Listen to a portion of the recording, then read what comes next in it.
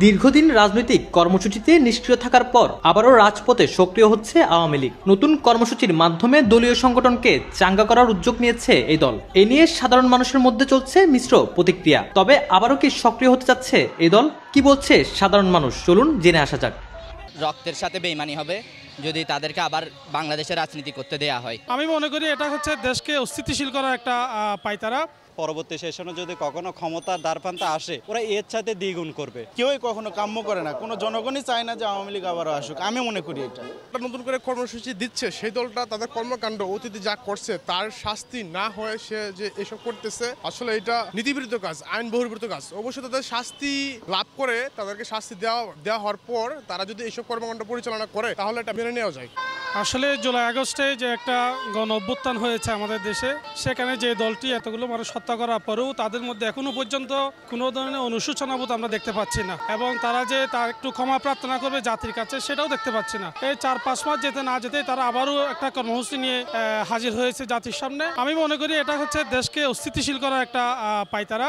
এদেশের ছাত্র জনতা এবং আপামর জনগণ যেভাবে জুলাই আগস্টে তাদেরকে প্রতিহত করেছে, ঠিক সেভাবে তাদের সেই কর্মসূচিগুলো প্রতিহত করবে। আমরা এই নিষিদ্ধ সংগঠনকে প্রতিহত করতে সবসময় আমরা মাঠে আছি, আমরা ছোট্টলার মাঠে আছি। আওয়ামী লীগ দীর্ঘ 3বার ক্ষমতায় ছিল, ওরা 3বারে যেরকম একটা দেশের প্রতি অনিয়ম অত্যাচার করছে, জুলুম করছে, জনগণের উপরে জুলুম নির্যাতন করছে, চাঁদাবাজি করছে, এরকম ওরা যদি নেক্সট পরবর্তী সেশনে যদি কখনো ক্ষমতার দ্বারপ্রান্তে আসে, ওরা এর সাথে দ্বিগুণ করবে। এটা আমরা কনফার্ম, 100% কনফার্ম। আমরা থাকতে পারি, জনগণ এটা অভ্যস্ত, জনগণ বুঝে।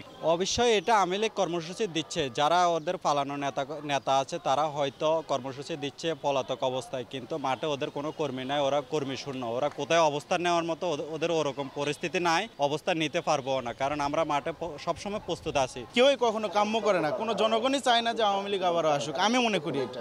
আর রাজনৈতিক দল হিসেবে আওয়ামী লীগ যা করে গেছে, যে অপকর্মগুলো করছে, এগুলো তো কখনো স্বাধীনতা, একটা স্বাধীন দেশের কর্ম হতে পারে না।